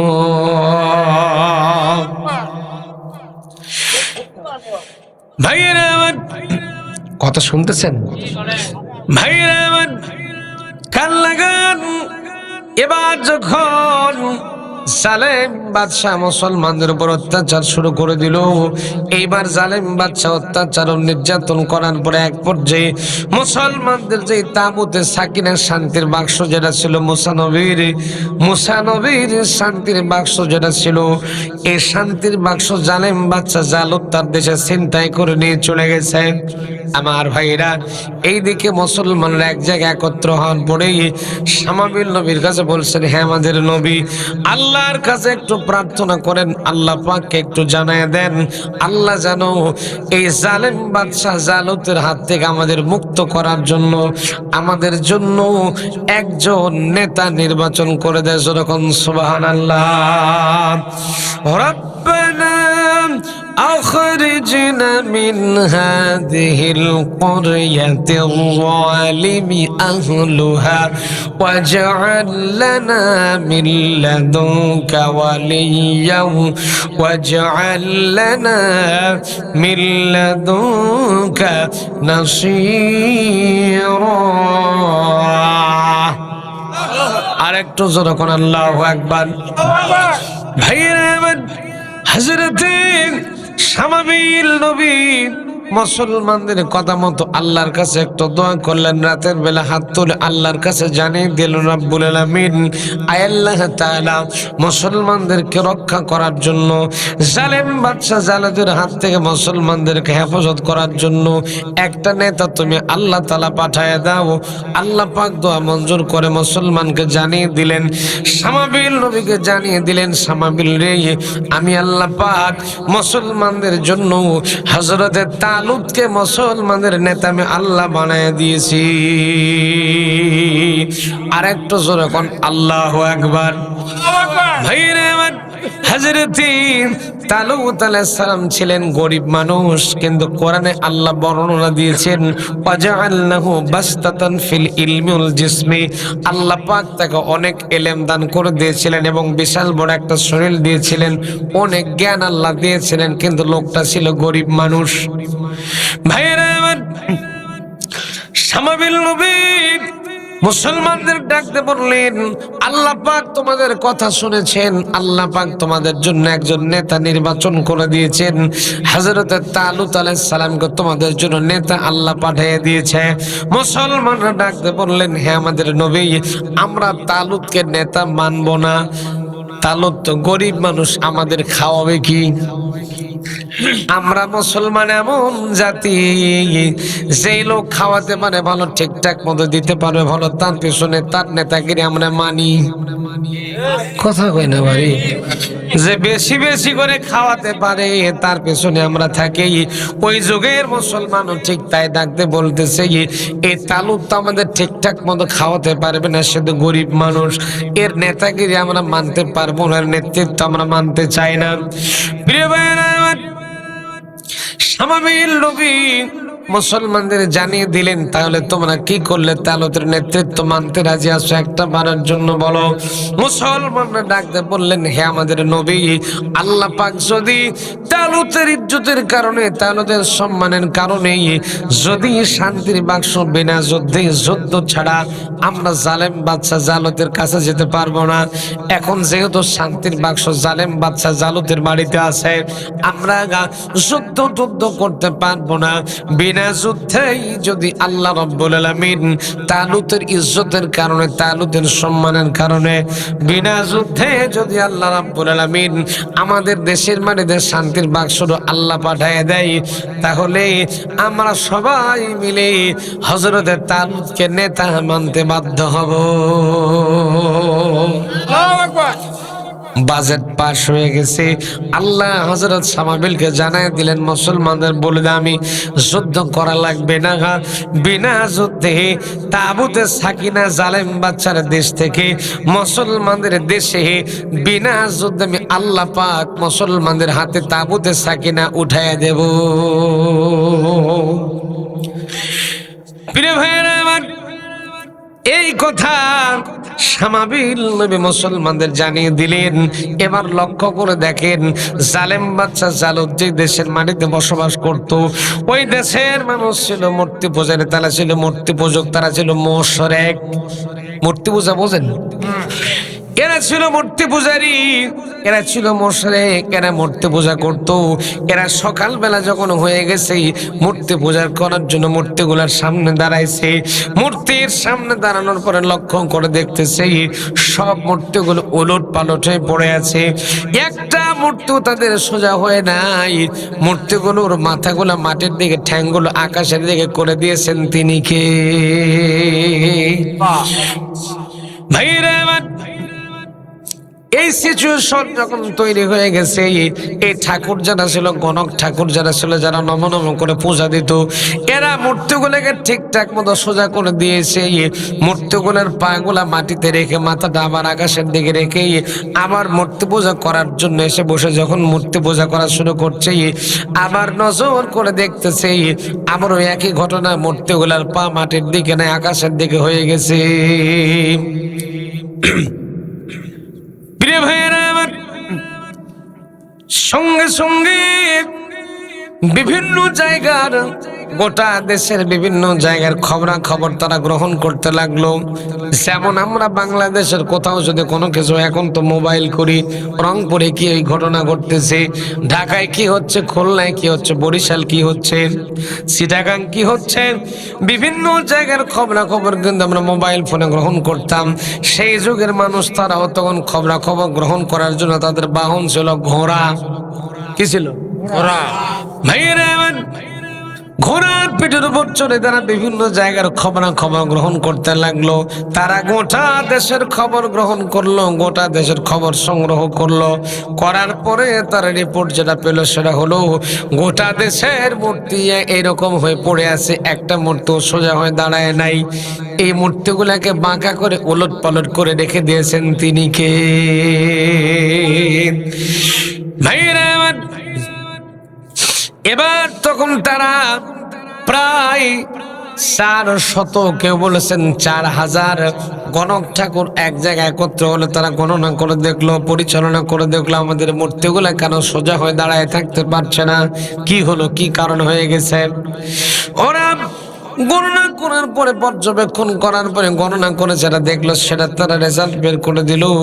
ঠিক মাগরিবের আগ মুহূর্তে তারা রেজাল্ট বের করলো। এইটা যতক্ষণ পর্যন্ত মুসা নবীর তাবুতে সাকিনা শান্তির বাক্স যতক্ষণ পর্যন্ত আমরা মুসলমানদের দেশের বাড়িতে যতক্ষণ পর্যন্ত পাঠিয়ে দিতে না পেরেছি, ততক্ষণ পর্যন্ত আমাদের একটা মূর্তিও সোজা হয়ে দাঁড়ায় থাকতে পারবে না। এই খেলা কে খেলতেছে? ভাইরা আমার, সব মূর্তিগুলো যখন এরকম হয়ে আছে, এরা তখন গণক ঠাকুর যারা ছিল সবাই মিলেই জালেম বাচ্চা জালুতের বাড়িতে তারা চলে গেছেন। যেহেতু জালেম বাদশাহ জালুতের ঘরের মধ্যে মূর্তিগুলো আছে, ওই শান্তির বাক্সটা আছে, জালেম বাদশাহ জালুতের বাড়িতে শান্তির বাক্সটা আছে, এই জন্য করে সবাই জালেম বাদশাহ জালুতের বাড়িতে গিয়েছে। যাওয়ার পরে সেলিম বাদশাহ জালুতকে ডাকতে বলতেছে, মুসা নবীর শান্তির বাক্স যেটা আপনি রেখেছেন তাড়াতাড়ি করে সেটা বের করে দেন, মুসলমানদের দেশের বাড়িতে সেটা পাঠিয়ে দেওয়া লাগবে। প্রিয় ভাইয়েরা, এই কথা বলতেছি, তখন জালিম বাদশা জালুত ডাকতে বলতেছি, এখন শান্তির বাক্স যদি মুসলমানদের দেশে পাঠায় দেই, মুসলমানদের দেশে যে লোকটা শান্তির বাক্স নিয়ে যাবে ওর পিঠের চামড়া কি মুসলমানরা রাখবে? রাখবে? চামড়া রাখবে? ভাইয়েরা, তাফসীরের ভিতরে এসেছি, ওরা তখন সুন্দর করে একটা পরামর্শ করলো, সুন্দর করে একটা সিদ্ধান্ত স্থির করলো, সুন্দর পরামর্শ করলো। এরকম করে ওরা একটা গোল টেবিল বৈঠক করলো, একটা মিটিং দায়ের করলো। মিটিং দেওয়ার পরে মিটিংয়ের মধ্যে একটা চূড়ান্ত সিদ্ধান্ত গ্রহণ করলো। কিরকম সিদ্ধান্ত? সিদ্ধান্ত গ্রহণ করলো এরকম, আমরা একটা গরুর গাড়ি আনবো, গরুর গাড়ি আনার পরে এই শান্তির বাক্সটা গরুর গাড়ির উপর তুলে দেব, গরুর গাড়ি যেই দিকে যাবে বাক্স সেই দিকে যাবে। ভাইয়েরা আমার, এই বাক্স যখন গরুর গাড়ির উপর তুলে যাওয়ার পরে যখন তারা বাক্সটা একটা বিলের মধ্যে দিয়ে ছেড়ে দিল, মুসলমানদের দেশের দিকে রওনা দিয়ে দিল, এই দেখে আমার আল্লাহ রাব্বুল আলামিন জিবরাইল নামক ফেরেশতাকে ডাকতে বলেন, জিবরাইল তুমি আর বসে থাকো না, ওই যে দেখো জালেম বাদশা গরুর গাড়ির উপরে শান্তির বাক্স তুলে দিয়েছে, তাড়াতাড়ি করে চলে যাও, ওই যে গরুর গাড়ি তারা পরিচালনা করে দিয়েছে ওই গরুর গাড়ির ড্রাইভার তুমি জিবরাইল নিযুক্ত হয়ে যাও। ভাইয়েরা আমার, জিবরাইল আমিন গরুর গাড়ির ড্রাইভার জন্য গরুর গাড়ির ড্রাইভার নিযুক্ত হওয়ার পরে হযরত জিবরাইল আমিন গরুর গাড়িটা পরিচালনা করে নিয়ে একেবারে গরুর গাড়ির শান্তির বাক্স সহ সামাবিল নবীর বাড়ির দরজার সামনে পৌঁছে দিয়েছে। যুদ্ধ করা লাগলো নাকি বলেন? বিনা যুদ্ধে আল্লাহ গরুর গাড়ির উপর করে শান্তির বাক্স পাঠিয়ে দিয়েছে। চমৎকার আলোচনা আমি আপনাদের সামনে উপস্থাপন করবো ইনশাআল্লাহ। তার আগে আমার ভাই ছোট্ট একটা স্লিপ দিয়ে হুজুর মাদ্রাসার জন্য একটু আদায় করে দেওয়া লাগবে। আমার ভাইরা যেহেতু একটু হাফেজে মাদ্রাসা, আল্লাহর কোরআনের মাদ্রাসা, এই কোরআনের মাদ্রাসা আপনাদের দান দক্ষিণ আপনাদের টাকা পয়সার উপর চলে। ইসলামের জন্য, আল্লাহর কোরআনের জন্য, দ্বীনের জন্য, আল্লাহর কোরআনের জন্য, এই মাদ্রাসার জন্য একটু দুটো হাত প্রসন্ন করে দেওয়া লাগবে আপনাদের।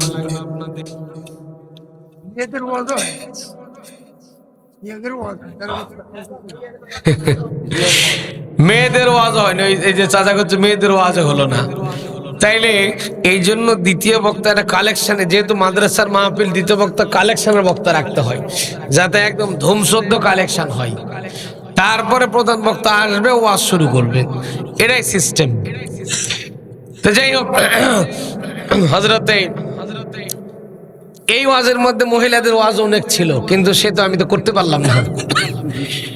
সামাবিল নবী যখন বাড়ির দরজা খুললেন, লক্ষ্য করে দেখছেন যে শান্তির বাক্স গরুর গাড়ির উপর আছে। তিনি সঙ্গে সঙ্গে চিৎকার দিয়ে বলে উঠলেন, আল্লাহু আকবার, আল্লাহু আকবার। প্রিয় ভাইয়েরা আমার, সামাবিল নবী যখন চিৎকার দিয়ে উঠলেন আল্লাহু আকবার বলে, চিৎকার দিয়ে ওঠার পরে তিনি বাক্সটা গ্রহণ করলেন। এবার সঙ্গে সঙ্গে মুসলমানদেরকে এক জায়গায় একত্র করলেন। মুসলমানদেরকে একত্র করার পরে ডাক দিয়ে বললেন, মুসলমানেরা, তোমরাই বলেছিলে মহান আল্লাহ রাব্বুল আলামিন যদি বিনা যুদ্ধে শান্তির বাক্স মুসলমানদের দেশের মধ্যে আল্লাহ যদি পাঠায় দেয়, যুদ্ধ ছাড়া বিনা যুদ্ধে যদি আল্লাহ শান্তির বাক্স মুসলমানদেরকে দেয়, তাহলে তোমরা তালুতের নেতৃত্ব মানতে বাধ্য হয়ে যাবে। এবার তোমরা দেখো, আল্লাহ পাক তোমাদের জন্য সুসংবাদ দিয়েছেন, যুদ্ধ করা লাগে নাই, বিনা যুদ্ধে আল্লাহ পাক তোমাদের জন্য শান্তির বাক্স পাঠিয়ে দিয়েছেন। এইবার তোমরা তালুতকে নেতা হিসেবে মেনে নাও। ভাইয়েরা আমার, মুসলমানরা এবার যখন হযরত তালুত আলাইহিস সালামকে নেতা হিসেবে মানলেন, নেতা মানার পরে আল্লাহর নবী হযরত তালুত আলাইহিস সালাম মুসলমানদেরকে নিয়ে চিন্তা করলেন। মুসলমানদের সামনে দাঁড়ালেন, মুসলমানদেরকে একটা ভাষণ দিলেন, ডাকতে বলেন, মুসলমানেরা রে, আমরা আর জালেম বাদশাহ জালুতের অত্যাচার সহ্য করতে পারছি না। আমরা সকলে মিলে আমরা জালেম বাদশাহ জালুতের অত্যাচার সহ্য করতে পারি না। আমরা সকলে মিলে যুদ্ধ করব, জালেম বাদশাহ জালুতের বিরুদ্ধে আমরা লড়াই করব, সকলে মিলে যুদ্ধ করব। এই চিন্তা ভাবনা করলেন। যখন যুদ্ধ করতে যাবেন, এই যুদ্ধটা দেখবার জন্য আল্লাহর নবী হযরত দাউদ আলাইহিস সালামকে পাঠাচ্ছেন। তার বাপ হযরত ইসি ইবনে আওবান দাউদ নবীকে যখন যুদ্ধটা দেখার জন্য পাঠিয়ে দিচ্ছিলেন, তখন দাউদ নবীর বয়স কয় বছর? ওয়াজ ভুলে গেছেন? ওয়ালাকাদ آتينا داود وسليمان علما وقال الحمد لله الذي فضلنا على كثير من عباده المؤمنين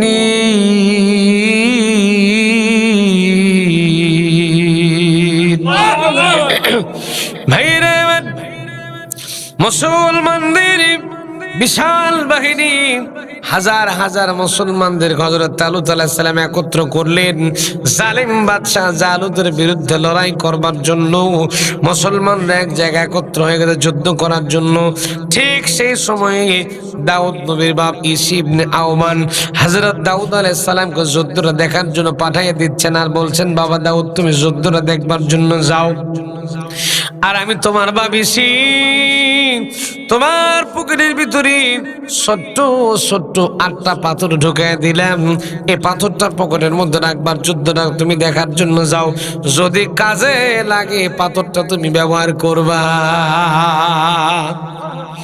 ভাইরা আমার, এবার দাউদ আলাইহিস সালাম মুসলমানদের সাথে যুদ্ধ করার জন্য রওনা দিচ্ছিলেন।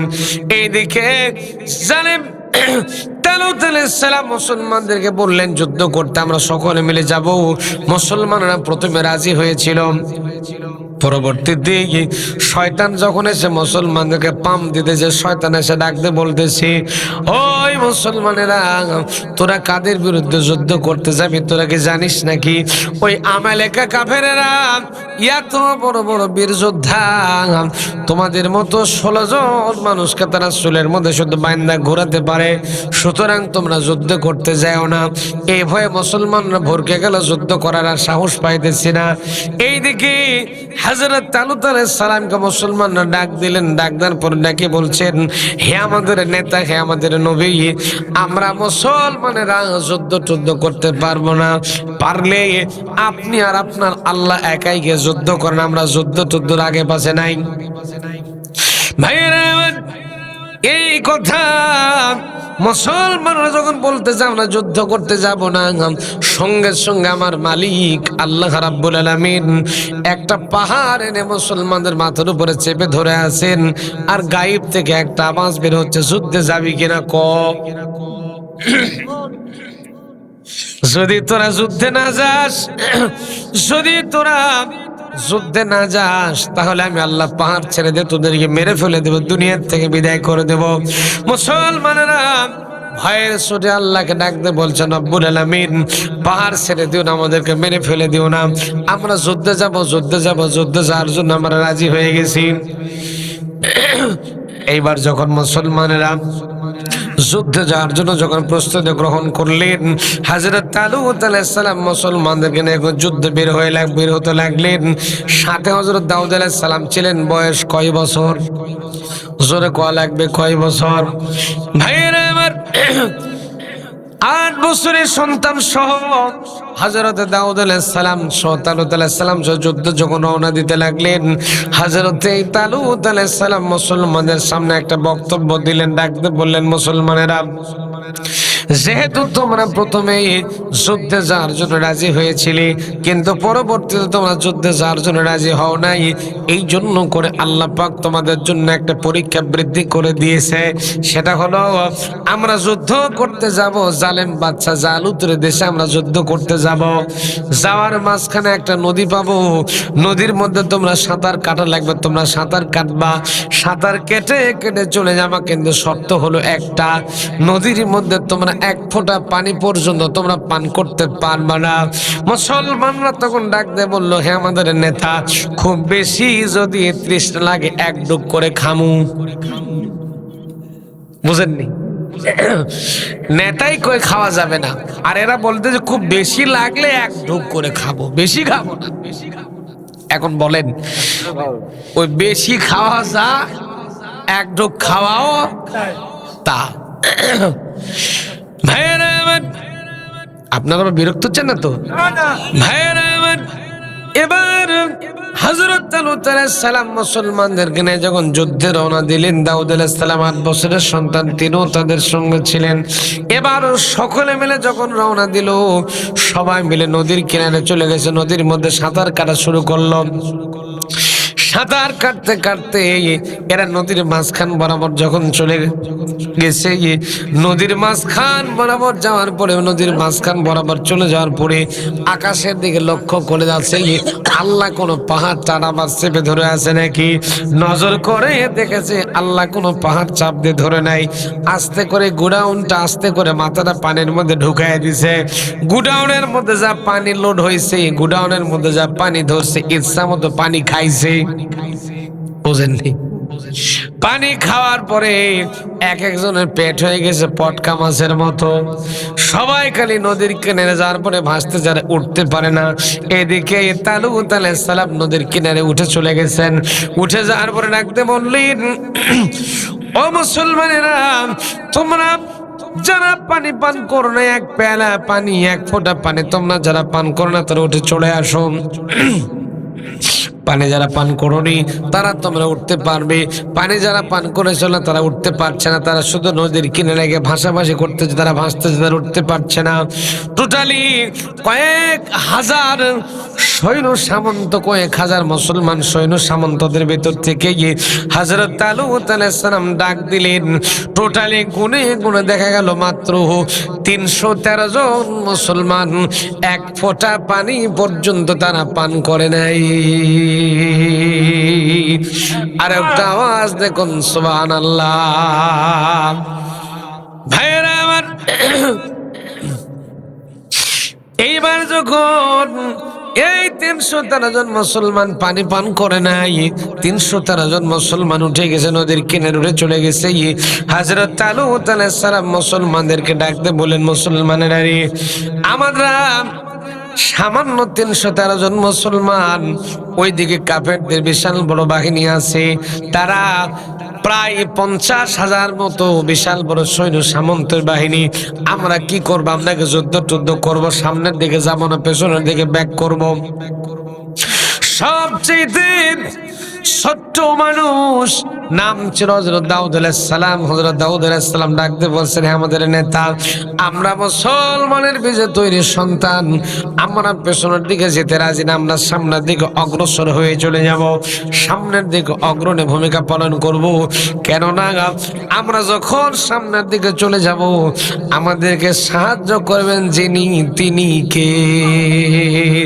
আরেকটু জোরে কয় লাগবে কি?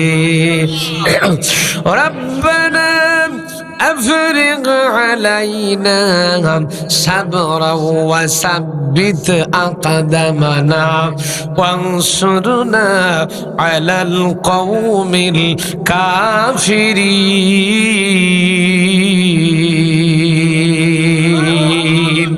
আরেকটু চিল্লায় কোন আল্লাহু আকবার।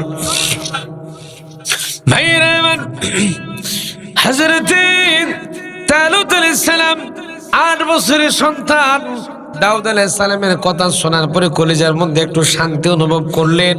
তিনি রওনা দিলেন মুসলমান 313 জন মুসলমানকে নিয়ে তিনি যুদ্ধ করার জন্য রওনা দিয়েছেন।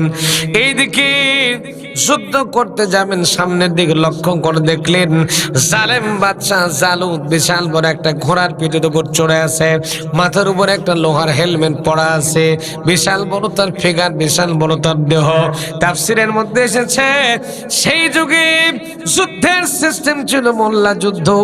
মুসলমানদের মধ্য থেকে একজন যুদ্ধ করা লাগবে, কাফেরদের মধ্য থেকে একজন যুদ্ধ করা লাগবে, 2 পার্টি যুদ্ধ করা লাগবে, তারপরে সৈন্য সামন্তরা মিলে যুদ্ধ করবে। এটাই তৎকালীন যুগের যুদ্ধের সিস্টেম ছিল। আমার ভাইরা, জালিম বাদশা জালুত বারবার হযরত তালুত আলাইহিস সালামকে ডাকতে বলছে, তালুত রে, মুসলমানদের ভিতর থেকে একজন লোককে পাঠায় দাও, আমার সঙ্গে লড়াই করুক। আগে আমি কাফেরদের মধ্য থেকে আমি লড়াই করব, মুসলমানদের মধ্য থেকে কাউকে তুমি পাঠিয়ে দাও। ভাইরা আমার, হযরত তালুত আলাইহিস সালাম মুসলমানদের ডাকতে বললেন, মুসলমানেরা তোমরা কে আছো? 313 জন মুসলমানদের মধ্যে থেকে কে আছো? একজন চলে যাও, জালেম বাদশা জালুতের বিরুদ্ধে লড়াই করার জন্য চলে যাও। তোমরা কে আছো? আমার ভাইরা, 313 জনের ভিতর থেকে 312 জন কেউ দাঁড়ায় না। সবচেয়ে ছোট্ট মানুষ হযরত দাউদ আলাইহিস সালাম। ছোট্ট মানুষ, বয়স কয় বছর? 8 বছরের সন্তান হযরত দাউদ আলাইহিস সালাম ডাকতে বলতেছেন, হে আমাদের লিডার, হে আমাদের নবী, হে আমাদের নেতা, একটা বারের জন্য আমাকে পারমিশন দিয়ে দেন, ওই জালেম বাদশা জালুতকে দুনিয়া থেকে বিদায় করে দেওয়ার জন্য আমি ছোট্ট মানুষ দাউদ একাই যথেষ্ট আছি। নারে তাকবীর, আল্লাহু আকবার। ভাইয়েরা আমার, ইমানের তেজ কানে বলে দুঃখ করে দেখুন, ইমানদার কখনো আল্লাহ ছাড়া, ইমানদার মোমেন বান্দা কখনো আল্লাহ ছাড়া কারো কাছে মাথা নত করে নাকি? সরে কোন করে নাকি? আল্লাহ পাক জানায় দিচ্ছেন, ইন্নামাল মুমিনুনা আল্লাযীনা ইযা যুকিরাল্লাহু ওয়াজিলাত কুলুবুহুম ওয়া ইযা تليت عليهم آياته زادتهم إيمانا وعلى ربهم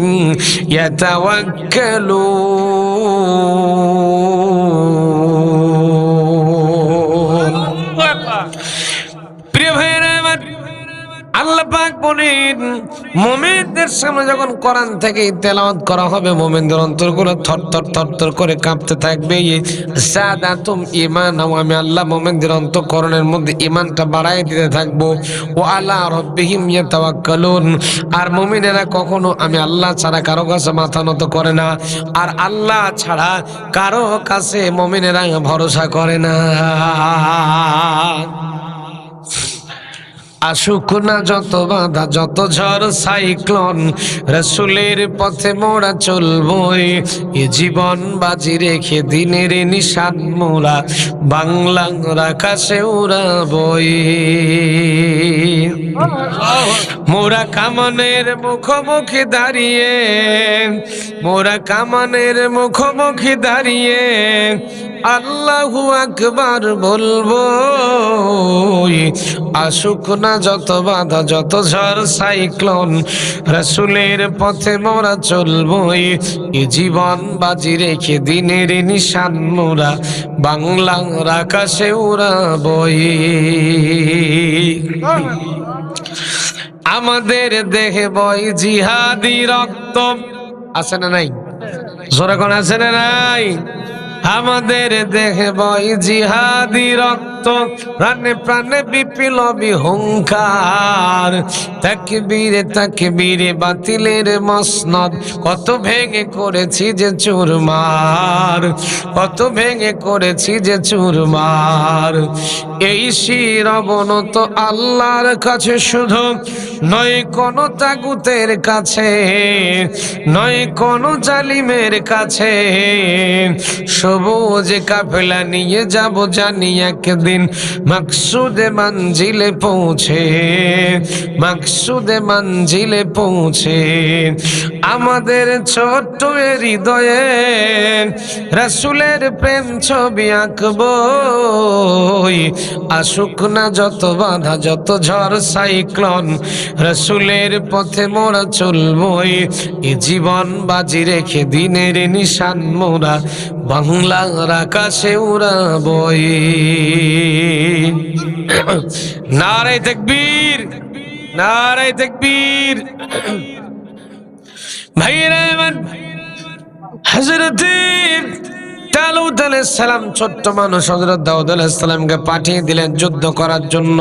মোল্লা যুদ্ধ পরিচালনা হবে, কাফের বেঈমান জালিম বাদশা জালুদের সঙ্গে মোল্লা যুদ্ধ করার জন্য হযরত তালুত আলাইহিস সালাম 8 বছরের সন্তান হযরত দাউদ আলাইহিস সালামকে পাঠিয়ে দিয়েছেন যুদ্ধ করার জন্য।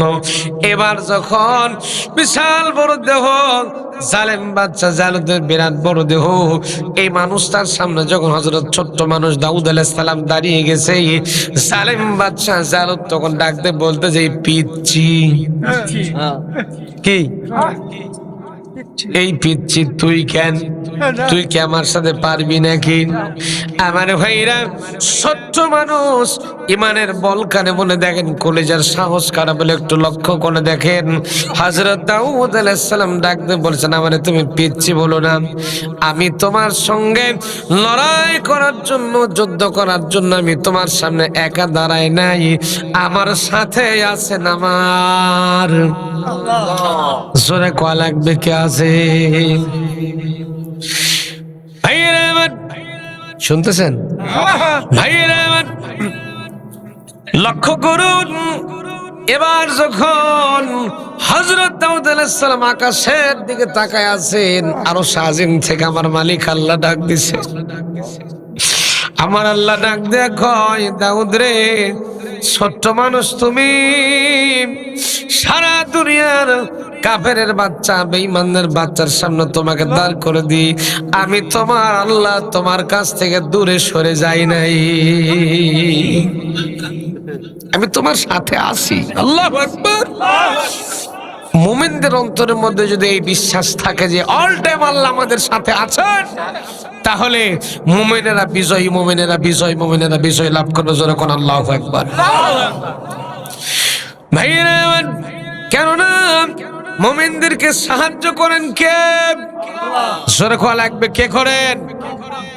ভাইরা, এবার যখন আরো আজিম থেকে আল্লাহ রাব্বুল আলামিন হযরত দাউদ আলাইহিস সালামকে জানিয়ে দিলেন, তোমার বাপ ইসিফ যে 8টা পাথর তোমার পকেটের মধ্যে দিয়েছিল, ছোট্ট একটা পাথর খালে বের করে অর্ধেকে শুধু নিক্ষেপ করো, তারপরে যা করার আমি স্বয়ং আল্লাহ নিজেই করে দেব।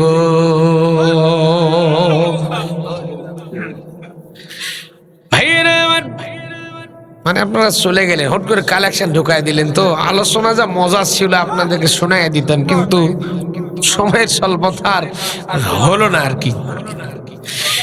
ভাইয়েরা আমার, দোয়া করে দিই নাকি এখন?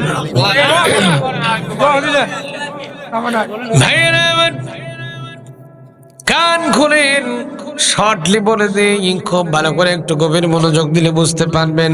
হযরত দাউদ আলাইহিস সালামের মা যখন ছোট্ট একটা পাথর পকেট থেকে বের করে নিছে, বের করে নেওয়ার পরে শুধুমাত্র বলেছে আল্লাহু আকবার। আল্লাহু আকবার শব্দটা ব্যবহার করেছে। আল্লাহু আকবার বলে পাথরটা যখন জালেম বাদশাহ জালুতের দিকে থ্রো করলো, নিক্ষেপ করে দিয়েছেন তিনি। জালেম বাদশাহ জালুতের মাথার দিকে শুধু নিক্ষেপ করে মেরেছেন।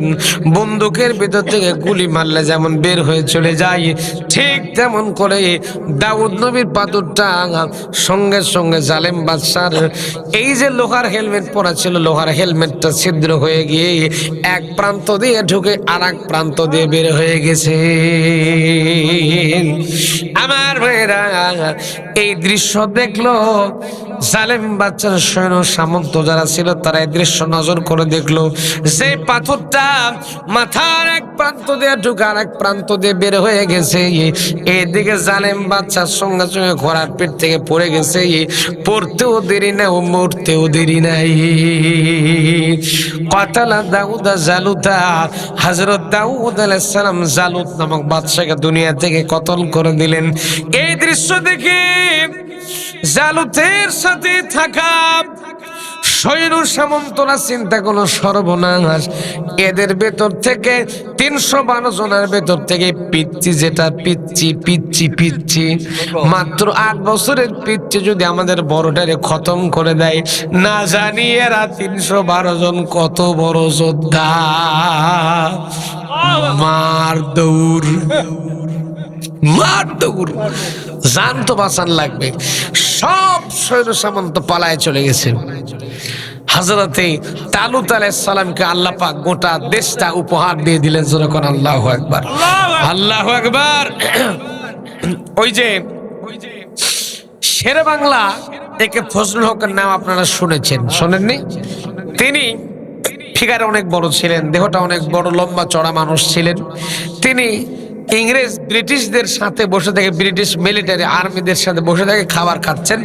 মেঝেতে বসে তিনি খাবার খাচ্ছিলেন, তিনি একটু মুরগির রান চাবাচ্ছেন মেঝেতে বসে, পাটিতে বসে। আর এইদিকে ইংরেজরা যারা ছিল, এরা কোট প্যান্ট টাই পরে চার বিস্কুট খাচ্ছে চেয়ার টেবিলে বসে। এখন তিনি মুরগির রান সুন্দর করে চাবাচ্ছেন আর খাচ্ছেন। রানের হাড়ের অংশটা খেতে কিন্তু খুব মজাই লাগে, ঠিক তো? তিনি খাচ্ছেন। এদিকে শেরে বাংলাকে ফজলুল হককে অপমান করার জন্য তারা বলতেছে, এই শেরে বাংলা, তোদের বাংলাদেশে কি কুত্তা বিড়ালও নাই? কুত্তা বিড়াল হকটাও মেরে দিচ্ছিস। শেরে বাংলাকে ফজলুল হক বুদ্ধি শুদ্ধি তো তার অনেক ভালো ছিল, জ্ঞানী মানুষ ছিলেন, তো তিনি বুদ্ধি করে বলেছেন যে আমার বাংলাদেশের কুত্তা বিড়ালেরা এখন এই মুরগির হাড়টা আর খায় না, এরা সব চেয়ার টেবিলে বসে চার বিস্কুট খায়। বোঝেন নেই? শেরে বাংলাকে প্রশ্ন করেছে, এইটা উত্তর দিচ্ছেন ওইটা। আবার তার দেহটা বড় ছিল, তখন বলছে যে তোদের বাংলাদেশের সব মানুষের ফিগার, দেহ সাইজ কি এইরকম, না দু একটা ছোটখাটো কেউ আছে? তিনি বুদ্ধি করে উত্তর দিচ্ছেন যে বাংলাদেশের যত মানুষ আছে তার মধ্যে আমি শেরে বাংলা সবচাইতে ছোট। মিলিটারি প্রধান একেবারে সেন্সলেস হয়ে পড়ে গেছে জমিনে। চিন্তা করে সর্বনাশ, ছোট যদি হয় বড়গুলোর সাইজ কেমন হবে?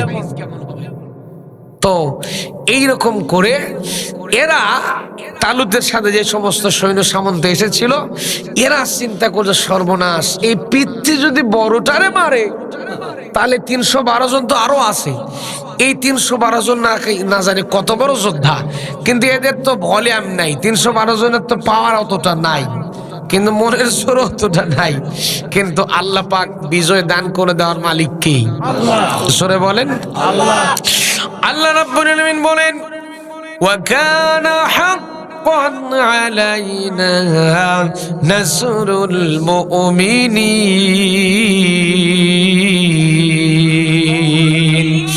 মুমিনদেরকে সাহায্য করার জন্য আমি আল্লাহর জন্য ওয়াজিব হয়ে যাই। মুমিনেরা যদি আমার উপরে সঠিকভাবে অবিচলতার সাথে দাঁড়িয়ে থাকতে পারে, মুমিনদেরকে আমি আল্লাহ কষ্ট দিয়ে, যন্ত্রণা দিয়ে, নির্যাতন করি, অত্যাচার করি, মুমিনদের জানমালের ক্ষতি করি, মুমিনদেরকে বিভিন্ন রকম পরীক্ষার মধ্যে ফেলে দেই। আল্লাহ পাক কোরআনে সুন্দর করে বলতেছেন ওয়ালা নাবলুওয়ান্নাকুম বিশাইইম মিনাল খাউফি ওয়াল জুই ওয়া নাকসিম মিনাল আমওয়ালি ওয়াল আনফুসি ওয়াস সামারাত ওয়া বাশশিরিস সাবিরিন।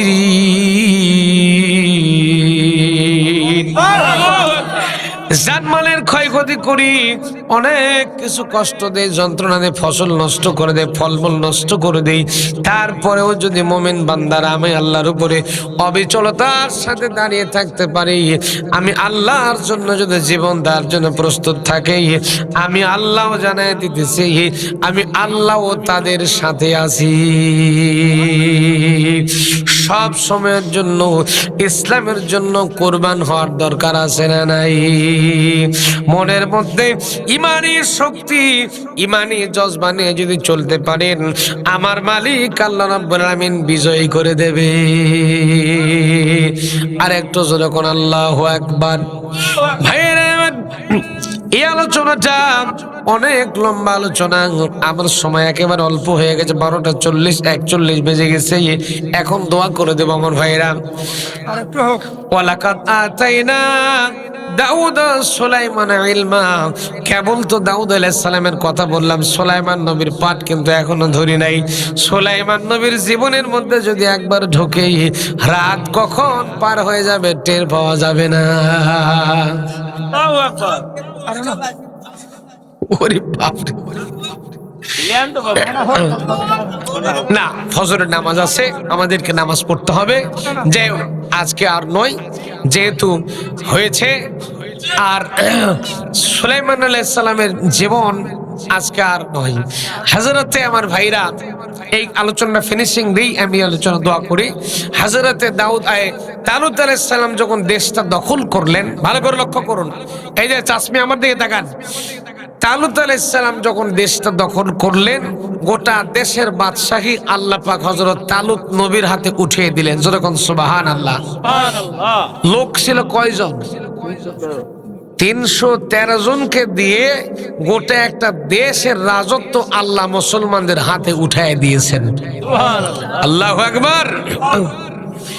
এই দেশের বাদশাহ হযরত তালুত আলাইহিস সালাম ছিলেন। তার কবরে যাওয়ার পরে এই দেশেরই বাদশাহ হলেন হযরতে দাউদ আলাইহিস সালাম। সুবহানাল্লাহ বলেন। দাউদ আলাইহিস সালাম তাফসীর ইবনে কাসির এসেছে, দাউদ আলাইহিস সালামের ছেলের সংখ্যা ছিল 15 জন, কেউ বলেছেন 16 জন, কেউ বলেছেন 19 জন। তবে অধিকাংশ মুফাসসির বলেছেন যে দাউদ নবীর ছেলে ছিল 19টা। কয়টা? সবচাইতে জ্ঞানবান সন্তানের নাম ছিল হযরত সুলাইমান। কি নাম? কোরআনে আল্লাহ বলছেন ওয়ালাকাদ আতাইনা দাউদ ওয়া সুলাইমানা ইলমা ওয়া ক্বালা আলহামদুলিল্লাহিল্লাযী ফাদ্দালানা আলা কাসীরিম মিন ইবাদিহিল মুমিনিন।